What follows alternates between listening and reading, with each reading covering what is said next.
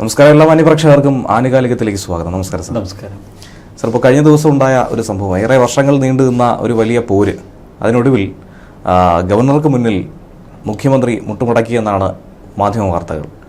അതിൽ ഡിജിറ്റൽ സാങ്കേതിക സർവകലാശാലകളിലെ VC നിയമനം, അതിൽ തന്നെയാണ് ഗവർണർ നിർദ്ദേശിച്ച സിസാർ തോമസിനെ നിയമിക്കേണ്ടി വന്നിരിക്കുന്നു. ഏറ്റവും ഒടുവിൽ മുഖ്യമന്ത്രിക്ക് അതിന് അനുമതി നൽകേണ്ടി വന്നിരിക്കുന്നു. അതിനോട് അനുനയം പ്രഖ്യാപിക്കേണ്ടി വന്നിരിക്കുന്നു. അപ്പോൾ മുഖ്യമന്ത്രി ഇങ്ങനെ ഒരു തീരുമാനം, പ്രത്യേകിച്ച് സുപ്രീം കോടതി വരെ പോയൊരു സാഹചര്യത്തിൽ തിടുക്കപ്പെട്ട് ഒരു തീരുമാനമെടുത്ത് ഈ വിഷയത്തിൽ ഒരു മഞ്ഞുരുക്കലിലേക്ക് കടന്നതിനെ CPM തന്നെ വലിയ തോതിൽ ചോദ്യം ചെയ്യുകയാണ്. ഇപ്പോൾ CPM-നെ സംബന്ധിച്ച് പറയുകയാണെങ്കിൽ അവസാന നിമിഷം കൊണ്ട് കലമുടച്ചു മുഖ്യമന്ത്രി എന്നാണ് വിമർശനം. സുപ്രീം കോടതിയിൽ നിന്ന് സർക്കാരിന് അനുകൂലമായ ചില പരാമർശങ്ങൾ ഉണ്ടായിരുന്നു ഈ കഴിഞ്ഞ ദിവസങ്ങളിൽ. അതിൻ്റെ തൊട്ടു പിന്നാലെയാണ് പിണറായി വിജയൻ ഗവർണറുമായി പെട്ടെന്ന് ഒരു സമവായത്തിലെത്തിയത്. അതും ഈ തദ്ദേശ ഭരണ തെരഞ്ഞെടുപ്പിന് തൊട്ടു പിന്നാലെ. വ്യക്തമാണ് പിണറായി വിജയൻ്റെ മനസ്സിലെ കണക്കൂട്ടലുകൾ. കാരണം അടുത്ത നിയമസഭാ തെരഞ്ഞെടുപ്പിൽ ജയിക്കാനുള്ള സാധ്യത തീരെയില്ല. ഇനി ആകെ 3 മാസം കൂടി, ഫെബ്രുവരിയിൽ നിയമസഭാ തെരഞ്ഞെടുപ്പിനുള്ള നോട്ടിഫിക്കേഷൻ വരികയെന്നാൽ 2 മാസമേ മുന്നിലുള്ളൂ. ഡിസംബർ, ജനുവരി, ഫെബ്രുവരിയിൽ നിയമസഭ എന്തായാലും നോട്ടിഫിക്കേഷൻ ഫെബ്രുവരി ഒടുവിലോ മാർച്ചിലോ വരും. അപ്പോൾ ഇത് പിണറായി വിജയനെ സംബന്ധിച്ച് വലിയ പരീക്ഷണ ഘട്ടമാണ്.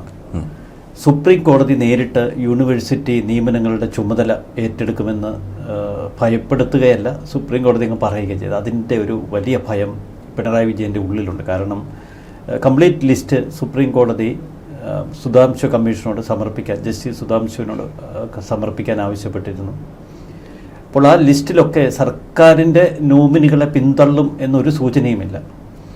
കഴിഞ്ഞ 3 വർഷമായി 2022 ഗവർണറുമായി തുടങ്ങിയ ഒരു പോര് സർവകലാശാല വിഷയത്തിൽ, അത് ഒടുവിൽ സുപ്രീം കോടതിയിലെത്തി. അതെ, ആ പോര് അത്ര ശക്തമായി തുടരുന്നതിനിടയിൽ എന്തിനാണ് പെട്ടെന്നൊരു സമവായം, ഒരു സെറ്റിൽമെൻറ്റ്? ഇതൊരു സമവായമല്ല, ഒരു വീഴ്ചയാണ്, സമ്പൂർണ്ണ വീഴ്ചയാണ്.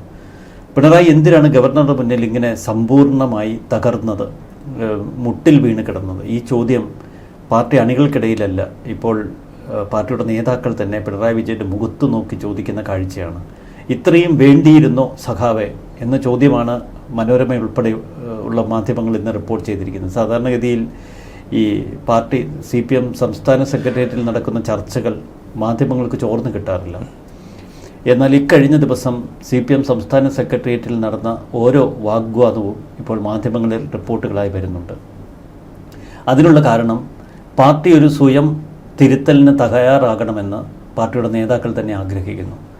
പിണറായി വിജയൻ്റെ ഏകാധിപത്യ ശൈലിക്കെതിരെ ഇക്കഴിഞ്ഞ ദിവസങ്ങളിൽ CPI ശക്തമായ മുന്നറിയിപ്പ് നൽകിയിരുന്നു. തോൽപ്പിച്ചത് പിണറായി തന്നെയാണ് എന്നവർ വ്യക്തമായി പറഞ്ഞിരുന്നു. കാരണം കൂടിയാലോചനകളില്ലാതെ പിണറായി നേരിട്ടെടുക്കുന്ന തീരുമാനങ്ങൾ അത് ജനങ്ങൾ വളരെ അതൃപ്തിയോടെ കണ്ടുവെന്ന് CPI പറഞ്ഞിരുന്നു. സമാന തലത്തിൽ അടിമക്കണ്ണുകൾ എന്ന് നമ്മൾ വിശേഷിപ്പിക്കുന്ന CPM-ൻ്റെ നേതാക്കൾ ഇന്ന് പ്രതികരിച്ചു തുടങ്ങി. കഴിഞ്ഞ 10 വർഷമായി പൂർണ്ണമായും CPM പാർട്ടി മുഖ്യമന്ത്രിയുടെ കൈകളിൽ കിടന്ന് അമരുകയായിരുന്നു. മുഖ്യമന്ത്രിയുടെ ഓഫീസായിരുന്നു ഈ പാർട്ടിയെ നിയന്ത്രിച്ചിരുന്നത്. ഒരു പാർട്ടി പിണറായി വിജയനാവുകയും ആ പാർട്ടി തന്നിലേക്ക് പൂർണ്ണമായി ആവാഹിച്ചെടുക്കാൻ ആ നേതാവിന് കഴിയുകയും ചെയ്ത ഒരു കാലഘട്ടമാണ്. ഇപ്പോൾ പാർട്ടി പൊരുതുന്നത് പിണറായി വിജയനിൽ നിന്ന് ഈ പാർട്ടി പുറത്തേക്ക് ചാടാനാണ്. പിണറായി വിജയനിൽ നിന്ന് എങ്ങനെ ഈ പാർട്ടി രക്ഷപ്പെടും? ആ ചോദ്യം കഴിഞ്ഞ കുറേ കാലമായി CPM നേതാക്കളുടെയും അണികളുടെയൊക്കെ മനസ്സിലുണ്ട്. ആ ചോദ്യമാണ് അവർ CPM സംസ്ഥാന സെക്രട്ടേറിയറ്റിൽ ചോദിച്ചതും. പിണറായി വിജയനിൽ നിന്ന് ഈ പാർട്ടിയെ രക്ഷപ്പെടുത്തണം, എങ്കിൽ മാത്രമേ ഇനി കേരളത്തിൽ CPM പാർട്ടിക്ക് നിലനിൽപ്പുള്ളൂ. കഴിഞ്ഞ തിങ്കളാഴ്ച CPM സംസ്ഥാന സെക്രട്ടേറിയറ്റിലേക്ക് ഒരു പക്ഷേ പിണറായി വിജയൻ ക്ലിഫ് ഹൗസിൽ നിന്ന് പുറപ്പെട്ട AKG സെൻറ്ററിൽ എത്തുമ്പോൾ ഒരു കാര്യം തിരിച്ചറിഞ്ഞിട്ടുണ്ടാവാം. AKG സെൻറ്ററിലേക്ക് അധിക ദൂരമില്ല. ക്ലിഫ് ഹൗസിൽ നിന്നും ഇനി AKG സെൻറ്ററിലേക്ക് അധിക ദൂരമില്ല.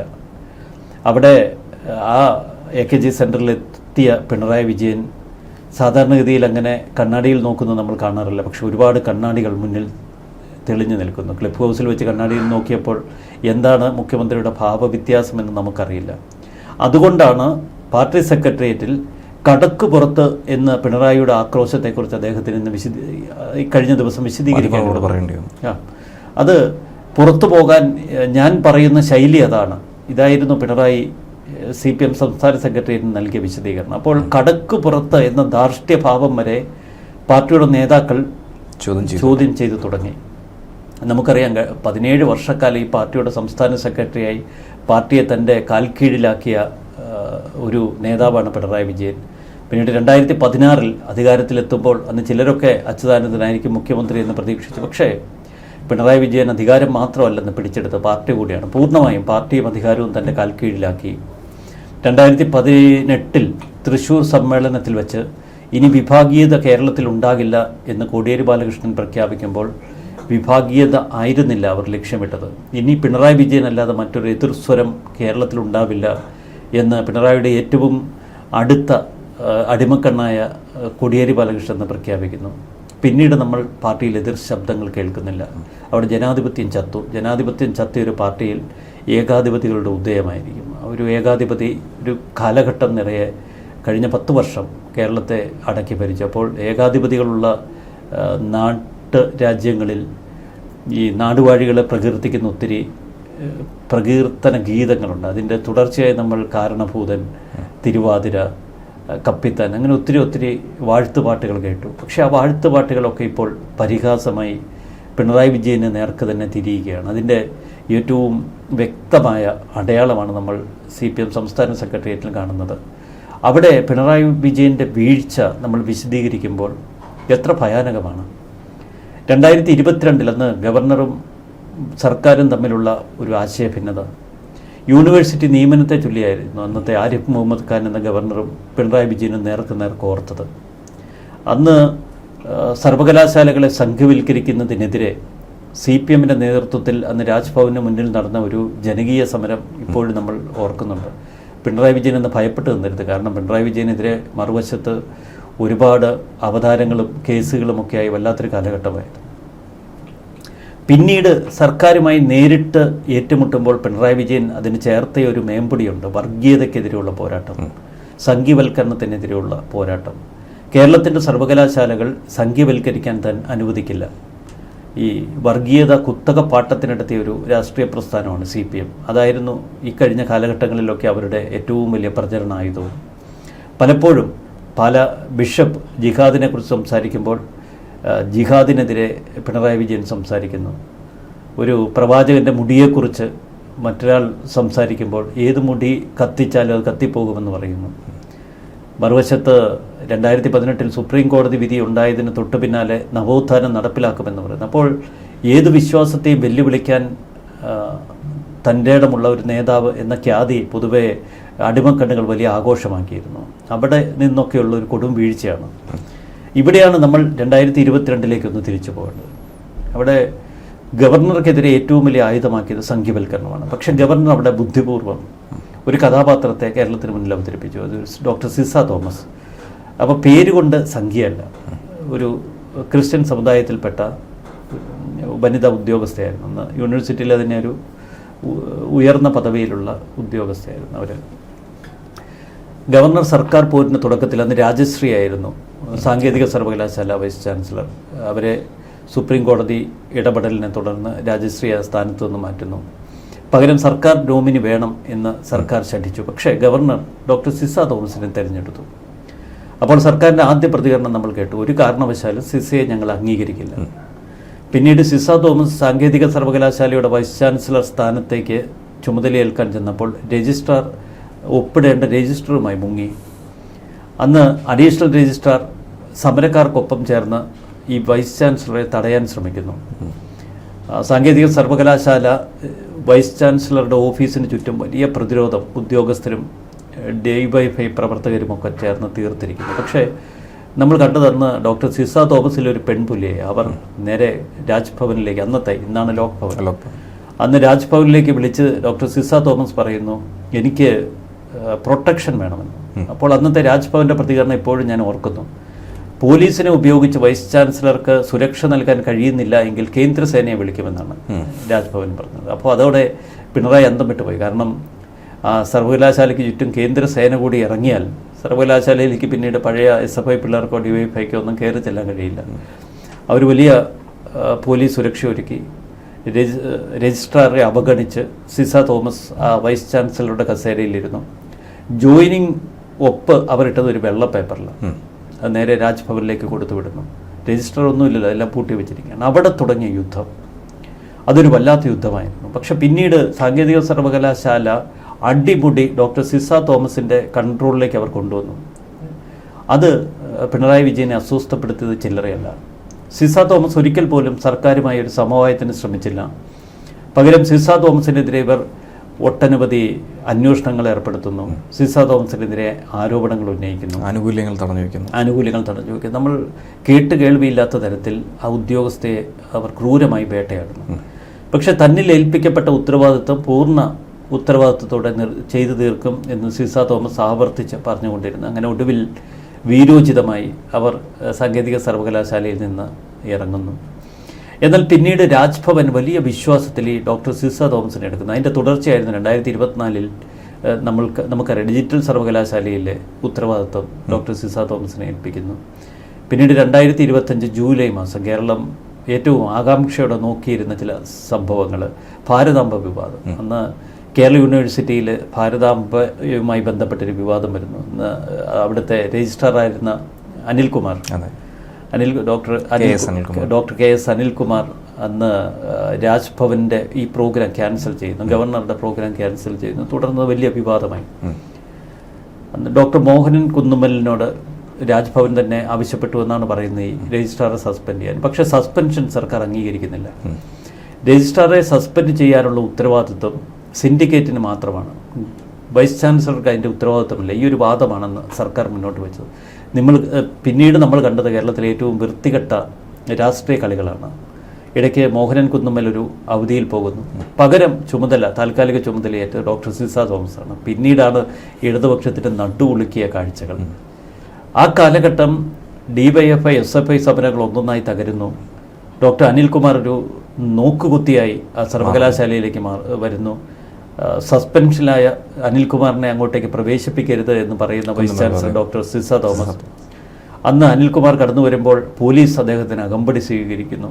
ഏത് സസ്പെൻഷനിലായ അനിൽകുമാറാണ്. ഒടുവിൽ സിൻഡിക്കേറ്റിൽ യോഗം വിളിച്ചു ചേർത്തപ്പോൾ ആ യോഗത്തിൽ പങ്കെടുക്കാതെ പങ്കെടുത്തുകൊണ്ട് ഡോക്ടർ സിസ തോമസ് ഈ സസ്പെൻഷനിൽ ഉറച്ചു നിൽക്കുന്നു. ചുരുക്കത്തിൽ സർക്കാരിൻ്റെ അട്ടപടലം വെട്ടിലാക്കുന്ന നടപടികൾ. അന്ന് യൂണിവേഴ്സിറ്റിയിലെ ഓരോ സംഭവങ്ങളും ഇപ്പോഴും നമ്മുടെ മുന്നിലുണ്ടെന്ന് ഡിജോ കാപ്പൻ്റെ ഭാര്യയെന്ന് രജിസ്ട്രാറാക്കാനുള്ള നീക്കം. ഇതൊക്കെ കഴിഞ്ഞ് ഡോക്ടർ സിസ തോമസ് തല ഉയർത്തി തന്നെ ആ താൽക്കാലിക ചുമതലയിൽ നിന്ന് പിൻവാങ്ങി. ഡിജിറ്റൽ സർവകലാശാലയുടെ ഉത്തരവാദിത്വം വളരെ മനോഹരമായി ചെയ്തു തീർത്തു. അങ്ങനെ അവർ ഗവർണർക്കും ലോക്ഭവനുമൊക്കെ ഏറ്റവും ഒരു പ്രിയപ്പെട്ട ഉദ്യോഗസ്ഥയായി. കാരണം ഏൽപ്പിക്കുന്ന ദൗത്യം ഒരു വീഴ്ചയും വരുത്താതെ വളരെ ഉത്തരവാദിത്വപൂർവ്വമായി അവർ ചെയ്യും. ഇതിനിടയിലാണ് ഡിജിറ്റൽ സർവകലാശാലയിലെ ഡോക്ടർ സജി ഗോപിനാഥുമായി ബന്ധപ്പെട്ട ചില ക്രമക്കേടുകൾ അത് നിരവധിയാണ്. അപ്പോൾ ഇതിനെതിരെ ലോക്ഭവൻ ശക്തമായ മുന്നറിയിപ്പ് സർക്കാരിന് നൽകി, അവിടുത്തെ ഓഡിറ്റിങ്ങിൽ കണ്ട ക്രമക്കേടുകളെക്കുറിച്ച്. അപ്പോൾ ഈ ക്രമക്കേടുകൾ ഏതെങ്കിലും തലത്തിൽ രാജ്ഭവൻ പൂർണ്ണമായി മനസ്സിലാക്കുമോ എന്ന ഭയം പിണറായി വിജയനും കൂട്ടർക്കുമുണ്ട്. മറുവശത്ത് സർക്കാരിനും ഈ കാര്യങ്ങളിൽ ചില ആശങ്കയുണ്ട്. ഇവിടെയാണ് നമ്മൾ ഏറ്റവും ഒടുവിലത്തെ ചിത്രത്തിലേക്ക് വരുന്നത്. ഇന്ന് നമ്മൾ കാണുന്ന വാർത്ത, അന്നത്തെ രജിസ്ട്രാർ, ലോക്ഭവന് അതൃപ്തി ഉണ്ടാക്കിയ രജിസ്ട്രാറെ നേരെ യൂണിവേഴ്സിറ്റിയിൽ നിന്ന് കെട്ടുകെട്ടിച്ച് DB കോളേജിൻ്റെ പ്രിൻസിപ്പളാക്കി വിട്ടു. പക്ഷേ DB കോളേജിലേക്ക് പോലും അദ്ദേഹത്തിന് പോകാൻ കഴിയുന്നില്ല. മാതൃവകുപ്പിലേക്ക് മടങ്ങണമെന്ന് അദ്ദേഹം പറഞ്ഞു എന്നൊക്കെയാണ് ഇപ്പോൾ വിശദീകരണം വരുന്നത്. പക്ഷെ അതൊന്നുമല്ല, രാജ്ഭവന് ഇഷ്ടമില്ല, ഇവിടെ നിൽക്കാനൊന്നും പറ്റില്ല. പക്ഷേ ഇപ്പോൾ DB കോളേജിലേക്ക് പോകാൻ പോലും കഴിയുന്നില്ല, കാരണം സസ്പെൻഷൻ പിൻവലിച്ചിട്ടില്ല. അപ്പോൾ വലിയ ഒരു പരീക്ഷണത്തിലാണ് സർക്കാർ. മറുവശത്ത് സജി ഗോപിനാഥിന് പകരം ഇപ്പോൾ സിസ തോമസിന് അഡീഷണൽ ചാർജ് കൂടി കൊടുത്തിരിക്കുന്നു ഡിജിറ്റൽ സർവകലാശാലയുടെ. ഇത് കൂനിന്മേൽ കുരു പോലെയായി. ഇനി സിസ തോമസ് അവിടുത്തെ ക്രമക്കേടുകളൊക്കെ ലോക്ഭവൻ റിപ്പോർട്ട് ചെയ്യും. വീണ്ടും പ്രതിസന്ധി. അപ്പോൾ ഇത്ര രൂക്ഷമായ ഈ പ്രശ്നങ്ങളുടെ നടുവിലാണ് പിണറായി വിജയൻ ഗവർണർക്ക് മുന്നിൽ പോയി ഏകപക്ഷീയമായി കീഴടങ്ങുന്നത്. ആ കീഴടങ്ങൽ വളരെ രസകരമായിരുന്നു. ആദ്യം മന്ത്രി ബിന്ദുവിനെയും രാജീവിനെയും അങ്ങോട്ടേക്ക് അയച്ചു. ഗവർണറുമായി ഒരു സമവായ ചർച്ച. ഒരേ ഒരു ഡിമാൻഡേ ഉള്ളൂ പിണറായിക്കും സർക്കാരിനും. വേറെ ആരെ വേണമെങ്കിലും ഡിജിറ്റൽ സർവകലാശാലയുടെ വൈസ് ചാൻസലറാക്കാൻ, ഡോക്ടർ സിസ തോമസിനെ പറ്റില്ല. പക്ഷെ അവിടെ ഗവർണർ കട്ടയ്ക്ക് നിന്നു. സിസ തോമസിനെ മാറ്റി നിർത്തി ഒരുവിധ സമവായ ഫോർമുലയ്ക്കും താനില്ല. ഈ സന്ദേശം തന്നെയാണ് മന്ത്രി ബിന്ദുവിനും രാജീവിനുമൊക്കെ അന്ന് കൊടുത്തത്. ഇവർ നേരെ പാർട്ടി സംസ്ഥാന സെക്രട്ടേറിയറ്റിൽ ഇത് റിപ്പോർട്ട് ചെയ്തു. അത് ഇന്നത്തെ ഇക്കഴിഞ്ഞ CPM സെക്രട്ടേറിയറ്റിൽ അത് ശരിവയ്ക്കുന്നുണ്ട്. ഗവർണർ വിട്ടുവീഴ്ചയ്ക്കില്ല എന്ന നിലപാടാണ് പാർട്ടി സംസ്ഥാന സെക്രട്ടേറിയറ്റിൽ ഈ മന്ത്രിമാർ വ്യക്തമാക്കിയത്. പക്ഷെ അതിന് പാർട്ടി അവർക്ക് കൊടുത്ത മറുപടി എങ്കിൽ സർക്കാരും വിട്ടുവീഴ്ച ചെയ്യേണ്ട എന്നാണ്. അവിടെയാണ് പാർട്ടിയെ അറിയിക്കാതെ, പാർട്ടിയുമായി കൂടിയാലോചനകൾ നടത്താതെ ഏകപക്ഷീയമായി പിണറായി വിജയൻ ലോക്ഭവനിലെത്തി, അതും ഗവർണറെ ഒരു ക്രിസ്മസ് പരിപാടിക്ക് ക്ഷണിക്കുന്നു എന്ന ഭാവേന ലോക്ഭവനിലെത്തി ഈ പ്രശ്നം ചർച്ച ചെയ്ത് പാർട്ടിയുമായി യാതൊരുവിധ കൂടിയാലോചനകളും നടത്താതെ ഡോക്ടർ സിസ തോമസിനെ ഡിജിറ്റൽ സർവകലാശാല വൈസ് ചാൻസലറാക്കാൻ അനുവദിക്കുന്നു. അനിൽകുമാറിനെ DV കോളേജിലേക്ക് പറഞ്ഞുവിടാൻ ബലി കൊടുക്കുന്നു. ആകെ സർക്കാരിനൊരു പിടിവള്ളിയായി കിട്ടിയത് ഡോക്ടർ സജി ഗോപിനാഥാണ്. അതെ. അപ്പോൾ ഇതിൽ രണ്ട് തലത്തിലാണ് വിമർശനങ്ങൾ ഉയരുന്നത്. ഒന്ന്, ഈ കഴിഞ്ഞ തദ്ദേശ ഭരണ തെരഞ്ഞെടുപ്പിൽ മലബാർ ഭാഗത്തെ ഏറ്റവും വലിയൊരു വിഷയം PM ശ്രീ പദ്ധതിയായിരുന്നു. അന്ന് RSSന് മുന്നിൽ കീഴടങ്ങുന്നു, കേന്ദ്ര വിദ്യാഭ്യാസ പദ്ധതി കേരളത്തിൽ അവതരിപ്പിക്കുന്നു, വെറും നക്കാപ്പിച്ചയ്ക്ക് വേണ്ടിയിട്ട് എല്ലാം മുറ്റുകൊടുത്തു എന്നുള്ളൊരു ആരോപണം ഉയർന്നിരുന്നു. അത് വടക്കൻ മലബാറിൽ വലിയ ഇമ്പാക്റ്റ് ഉണ്ടാക്കിയെന്നാണ് സംസ്ഥാന സെക്രട്ടേറിയറ്റിൽ നേതാക്കൾ പറയുന്നത്. PM ശ്രീ പദ്ധതിക്ക് തുല്യമായ ആക്ഷേപങ്ങളിലേക്ക് ഇതുകൂടി കടക്കും. കാരണം ഗവർണർക്ക് മുന്നിൽ കീഴടങ്ങിയത് ഒരു സംഖ്യവൽക്കരണത്തിലേക്കുള്ള പിണറായിയുടെ ഒരു അംഗീകാരം കൊടുക്കലാണ്. കാരണം ഇതുവരെ CPM BJPയെ എതിർത്തുകൊണ്ട് പിണറായി വിജയൻ കേരളത്തിലെ BJPയെയും സംഘപരിവാർ സംഘടനകളെയും എതിർക്കാനുള്ള ഏകഛത്രാധിപതി എന്ന നിലയിലാണ് ഇതുവരെ നിലകൊണ്ടത്. അവിടെ നിന്നുള്ള വീഴ്ചയാണിത്. അതുകൊണ്ടാണ് പാർട്ടി നേതാക്കൾ അതിശക്തമായി ഈ ഒരു നിലപാടിനെ വിമർശിക്കുന്നത്. ഇത് വെറുമൊരു കീഴടങ്ങലല്ല, ഇത് സംഘപരിവാർ ശക്തികൾക്ക് മുന്നിലുള്ളൊരു കീഴടങ്ങലാണ് എന്ന് CPM സംസ്ഥാന നേതാക്കൾ പിണറായി വിജയനെ കുറ്റപ്പെടുത്തുന്നു. അപ്പോൾ നമ്മൾ കരുതുന്നതിലും തീവ്രമാണ് അവസ്ഥ. പിണറായി വിജയൻ പാർട്ടിയിൽ തികച്ചും ഒറ്റപ്പെടുന്ന കാഴ്ചയാണ്. ഇനിയൊരു മൂന്നാം ഭരണത്തിൽ പിണറായി വിജയൻ അപ്പുറം ഒരു പേരില്ല എന്ന് പ്രകാശ് കാരാട്ട് ഉൾപ്പെടെയുള്ളവർ അന്ന് കൊല്ലം പാർട്ടി സമ്മേളനത്തിൽ പറഞ്ഞതാണ്. അവിടെ നിന്നാണ് ഈ വീഴ്ചയുടെ പടുകുഴിയിൽ ഇപ്പോൾ നിൽക്കുന്നത്. ഈ നാടുവാഴി എന്നുള്ള തലത്തിൽ എൻ്റെ മുഖം, എൻ്റെ ഫിഗർ, എനിക്കപ്പുറം മറ്റൊരു നേതാക്കൾ കേരളത്തിൽ വാഴില്ല എന്നൊക്കെയുള്ളൊരു പൊതുവികാരവും വിചാരവും ഇപ്പോൾ പിണറായി വിജയനിൽ നിന്ന് അപ്രസക്തമായി പോവുകയാണ്. ഒരു തോൽവി പിണറായി ഭയക്കുന്നു, ഒരു വീഴ്ച പിണറായി വിജയൻ ഭയക്കുന്നു. അതുകൊണ്ട് തന്നെ ഗവർണറെ ഉൾപ്പെടെ ഇനി പ്രകോപിപ്പിക്കേണ്ട എന്ന നിലപാട്. മറുവശത്ത് എല്ലാം തകരുന്നു എന്നുള്ള ഒരു പാർട്ടിയുടെ ഭയം. അപ്പോൾ CPM ഇപ്പോൾ കടന്നു പോകുന്നത് സമാനതകളില്ലാത്ത ഒരു പരീക്ഷണ ഘട്ടത്തിലൂടെയാണ്. ഇവിടെ നമ്മൾ 2016 മുതലുള്ള ചരിത്രം പരിശോധിക്കുമ്പോൾ എത്രയെത്ര ആരോപണങ്ങൾ, അവതാരങ്ങൾ ഇതൊക്കെ പിണറായി വിജയനിലേക്ക് വന്നിട്ടുണ്ട്. സ്പ്രിംഗ്ലർ, മറ്റ് നമുക്കറിയാം ഒട്ടനവധി ആരോപണങ്ങൾ. സ്വർണ്ണക്കള്ളക്കടത്ത് തുടങ്ങി ഏറ്റവും ഒടുവിൽ ഡോളർ കള്ളക്കടത്ത്, ലൈഫ് മിഷൻ, അങ്ങനെ ഒട്ടനവധി ആരോപണങ്ങളൊക്കെ വന്നു. അപ്പോഴൊക്കെ കൂടെ നിന്ന പാർട്ടി അന്നൊന്നും പിണറായി വിജയനെ തള്ളിപ്പറഞ്ഞിരുന്നില്ല. അപ്പോൾ അവർക്ക് മുന്നിൽ ഈ അധികാരത്തിൻ്റെ അപ്പകഷ്ണങ്ങൾ മാത്രം മതിയായിരുന്നു. ഇപ്പോൾ അധികാരം കയ്യിൽ നിന്ന് പോകുന്നു എന്ന് കാണുമ്പോൾ പാർട്ടിയിലെ അടിമക്കണ്ണുകൾ പൊട്ടിത്തെറിക്കും. കാരണം ഇത്ര കാലഘട്ടം, ഒരു വലിയ കാലഘട്ടം ഈ അധികാരത്തിൻ്റെ രസം നുണഞ്ഞ്, ലഹരി നുണഞ്ഞ് കിടന്നിരുന്ന ഒരു കൂട്ടരാണ്. ഒരു ലഹരിയുടെ ഒരു ഉന്മാദത്തിലായിരുന്നു, ആ ഒരു മയക്കത്തിലായിരുന്നു. ഇനി അധികകാലം ഈ ലഹരി നീണ്ടു നിൽക്കില്ല എന്ന് മനസ്സിലാക്കുമ്പോൾ അവരിലുണ്ടാകുന്നൊരു പൊട്ടിത്തെറിയുണ്ട്. ആ പൊട്ടിത്തെറിയുടെ ആദ്യ സ്ഫുരണങ്ങളാണ് ഈ പാർട്ടി സംസ്ഥാന സെക്രട്ടേറിയറ്റിൽ നമ്മൾ കണ്ടത്. ഇനി ഇത് കൂടുതൽ ഭീതിതമായ തലത്തിലേക്ക് കടക്കും.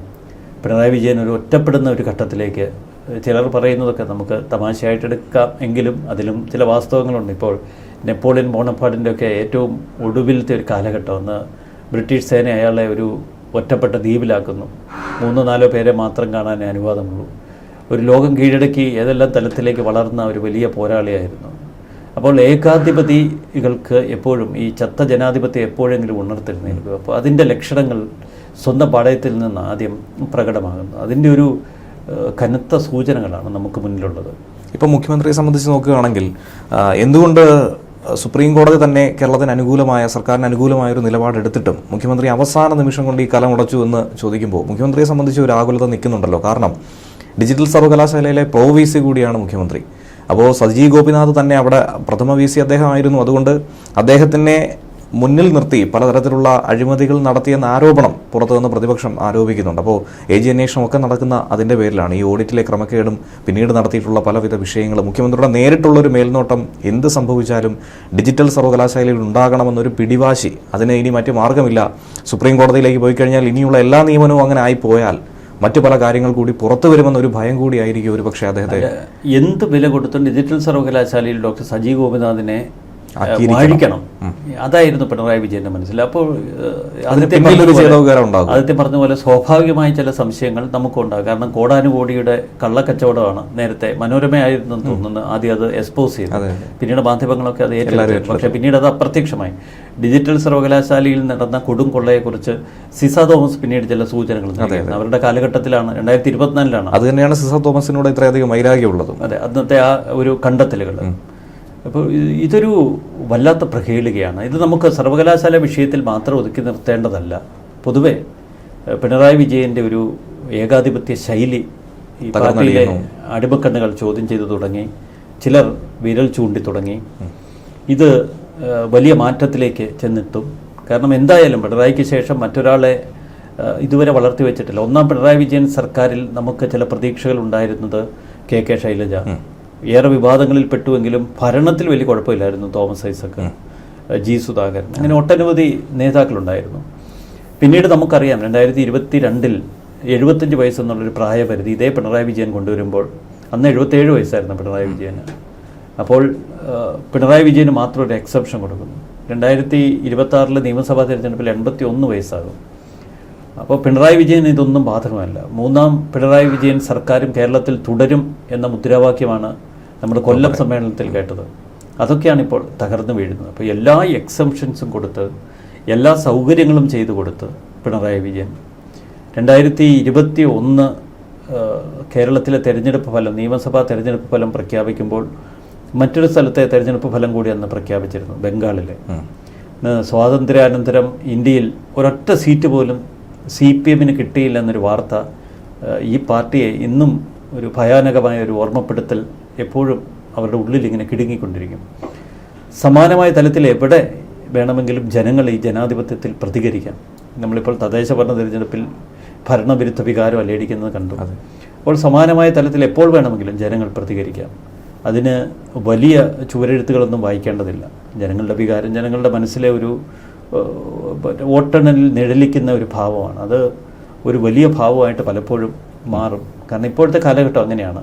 പണ്ടൊക്കെ മാധ്യമങ്ങളുടെ ഒരു ശക്തി എന്ന് പറയുന്നത് പ്രിൻ്റ് മീഡിയ, അങ്ങനെ ചുരുക്കം ചിലത്. ഇന്നിപ്പോൾ സോഷ്യൽ മീഡിയ അല്ലെങ്കിൽ വാട്സാപ്പ് ഗ്രൂപ്പുകൾ വ്യക്തികൾക്ക് തമ്മിൽ ആശയവിനിമയം നടത്താനും അത് ശക്തമായി അവതരിപ്പിക്കാനും ഒക്കെ കഴിയുന്നുണ്ട്. ആ ഒരു ആവേശം ഇന്നത്തെ തലമുറയ്ക്കിടയിലുണ്ട്. അതിൻ്റെ ഭയാനകമായ ചില ഓർമ്മപ്പെടുത്തലുകളാണ് ഇപ്പോൾ പിണറായി വിജയന് മുന്നിലുള്ളത്. അത്ര എളുപ്പമല്ല കാര്യങ്ങൾ. വലിയൊരു തകർച്ചയുടെ പടുകുഴിയിലേക്ക് ഇപ്പോൾ ആ പാതാളക്കുഴിക്ക് മുകളിൽ കുറച്ച് കരിയിലൊക്കെ ഇട്ട് അതിന് മുകളിൽ നൃത്തം ചെയ്യുകയാണ്. എപ്പോൾ വേണേലും താഴേക്ക് പോകാം, അസ്തമിക്കാം. അതാണ് യാഥാർത്ഥ്യം. അപ്പോൾ ഇനി സംഭവിക്കാനിരിക്കുന്നത് എന്താണ്? പ്രത്യേകിച്ചും സിസ തോമസ് അധികാരത്തിലെത്തിയിരിക്കുന്നു. 7 മാസത്തോളം പെൻഷൻ തടഞ്ഞു വെച്ചു. ഇപ്പോഴും പല ആനുകൂല്യങ്ങൾ കിട്ടിയിട്ടില്ല. അപ്പോൾ ഇതിൻ്റെയൊക്കെ തന്നെ ഒരു വിഷമം അവരുടെ മനസ്സിൽ കാണുമല്ലോ. എന്തിനേറെ പറയുന്നു, കള്ളി പോലും ആക്കി, മിനിറ്റ്സ് മോഷ്ടിച്ചു എന്ന് പറഞ്ഞ് കള്ളി പോലും ആക്കി. ഇപ്പോൾ ഈ പറഞ്ഞ 2 സർവകലാശാലകളുടെയും തലപ്പത്ത് സിസ തോമസ് നിൽക്കുകയാണ്. ഈ പറഞ്ഞതുപോലെ ഇനി മുന്നോട്ട് പോകുമ്പോൾ സർക്കാരിനെ സംബന്ധിച്ചുള്ള ആകുലതകൾ എന്തൊക്കെയാണ്? അല്ല, സർക്കാരിൻ്റെ ഭാഗം വ്യക്തമാണ്. കാരണം സിസ തോമസ് ഇപ്പോൾ സർക്കാരിനോട് പറയുന്നത്, എനിക്ക് പകയോ പഴയകാല ഓർമ്മകളുടെ പേരിലുള്ള വേട്ടയാടലുകൾക്കൊന്നും താല്പര്യമില്ല. നമുക്ക് സഹകരണത്തോടെ നല്ല നിലയിൽ സർവകലാശാലകളെ മുന്നോട്ട് കൊണ്ടുപോകാം. ആ ഒരു മുദ്രാവാക്യമാണ് ഡോക്ടർ സിസ തോമസ് മുന്നോട്ട് വയ്ക്കുന്നത്. ഡോക്ടർ സിസ തോമസിനെ ഞാൻ ഒരിക്കൽ പരിചയപ്പെട്ടിട്ടുണ്ട്. അധികമൊന്നും സംസാരിച്ചില്ലെങ്കിൽ പോലും. പക്ഷേ എനിക്ക് അവരുടെ ആ ഒരു പെരുമാറ്റം, അവരുടെ ഇടപെടലുകൾ വളരെ ഒരു മാന്യതയുള്ളൊരു സ്ത്രീയായിട്ട് തോന്നി. മാന്യതയുള്ള ഒരു ഉദ്യോഗസ്ഥ അല്ലെങ്കിൽ ഒരു നായികയായിട്ട് തോന്നി. അവരെ തോൽപ്പിക്കാൻ കഴിയില്ല. അവരെ പിണറായി വിജയൻ എത്ര വലിയ ജനുസാണ് എന്ന് CPM അവകാശപ്പെട്ടാലും ഡോക്ടർ സിസ തോമസിൻ്റെ കൈമുതൽ എന്ന് പറയുന്നത് അവരുടെ ഒരു സത്യസന്ധതയാണ്. 100% സത്യസന്ധതയോടെ ഒരാൾ പോരാട്ടത്തിനിറങ്ങിയാൽ അയാളെ കൊന്നുകൊണ്ട് മാത്രമേ എതിർവിഭാഗത്തിന് ജയിക്കാം എന്നുള്ളൊരു മോഹം പോലുള്ളൂ. പക്ഷേ കൊലപ്പെടുത്തുന്നത് കൊണ്ട് ജയം അത് സാധ്യമാവണമെന്നില്ല. അതിലപ്പുറം ആശയങ്ങൾ നിൽക്കും. ഒരിക്കലും ഒരാളെ കൊന്ന്, ഇപ്പം TP ചന്ദ്രശേഖരനെ കൊന്നതുകൊണ്ട് ആ ഒരു പ്രസ്ഥാനത്തെ തോൽപ്പിക്കാൻ കഴിഞ്ഞിട്ടില്ല. TP ചന്ദ്രശേഖരന് ജീവൻ നഷ്ടപ്പെട്ടുവെങ്കിലും അവിടെ ഒരു KK രമ, അവരുടെ പ്രസ്ഥാനം, അവരുടെ ആശയങ്ങൾ അത് പിന്നീട് ശക്തിപ്പെടുന്നത് നമ്മൾ കണ്ടത്. അതെപ്പോഴും വേട്ടക്കാരനെ വേട്ടയാടിക്കൊണ്ടിരിക്കും. അതുകൊണ്ട് വേട്ടയാടലുകളുടെ ഒരു കാലം കഴിഞ്ഞു. സമവായം തന്നെയാണ് നല്ലത്. ഇപ്പോൾ പിണറായി ഈ ചെയ്തിരിക്കുന്നത്, ഗവർണറുടെ മുന്നിൽ പോയി സാഷ്ടാംഗം വീണ് മുട്ടിടിച്ച് എല്ലാം ഒപ്പിട്ട് കൊടുത്തത് ഒരു നല്ല കാര്യം തന്നെയാണ് നമ്മുടെ മുന്നിൽ. പക്ഷെ പാർട്ടിക്ക് ഇതൊരു വലിയ ക്ഷീണമാണ്, വീഴ്ചയാണ്. എന്തായിരുന്നാലും ഇത്രയും കാലം നിലനിന്ന ഈ വിവാദം അത് കെട്ടടങ്ങിയതിൽ സന്തോഷമുണ്ട്. പ്രത്യേകിച്ച് 1.5 ലക്ഷത്തിലധികം കുട്ടികളുടെ ഭാവി കൂടിയാണ് ഇതിനെ സംബന്ധിച്ച് തുലാസിലായത്. എന്തായിരുന്നാലും ഇനി ഭരണം മുന്നോട്ട് നല്ല രീതിയിൽ പോകട്ടെ എന്നുള്ളൊരു പ്രത്യാശ മാത്രം പങ്കുവയ്ക്കുന്നു. തീർച്ചയായിട്ടും നന്ദി. നമസ്കാരം.